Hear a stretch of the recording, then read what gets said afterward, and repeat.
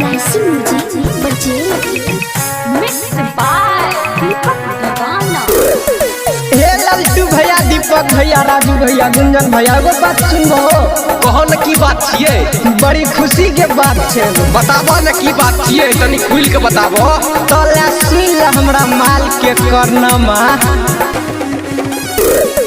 माई बाबू खाती कम खा सकलक है, इनटर में माला हमर पा सकलक, इनटर में माला हमर पा सकलक है गई। माई बाबू खाती कम खा सकलक है, इनटर में माला हमर पा सकलक।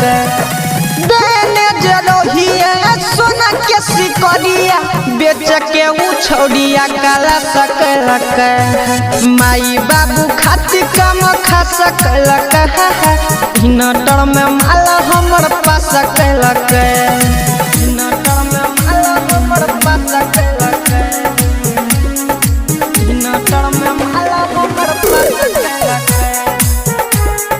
माई बाबू खाती कम खा सकलक है, इनटर में माला हमर पा सकलक। एक बचपन से है संगे संग बढ़लिए, ओकरा बस के अपना दिल में रखलिए। एक बचपन से संगे संगे बढ़लिए, ओकरा बस के अपना दिल में रखलिए। मनवा के पूरा हमर या सकलक है, मनवा के पूरा हमर या सकलक है, इनटर में माला हमर पा सकलक। माई बाबू खाती कम खा सकलक है, इनटर में माला हमर पा सकलक, इनटर में माला हमर पा सकलक, इनटर में माला हमर पा सकलक। माई बाबू खाती कम खा सकलक है, इनटर में माला हमर पा सकलक।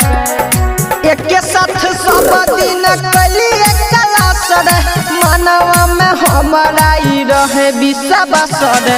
एक साथ सब दिन कली क्लास रे, मनवा में हमारा ही रहे विश्वास रे।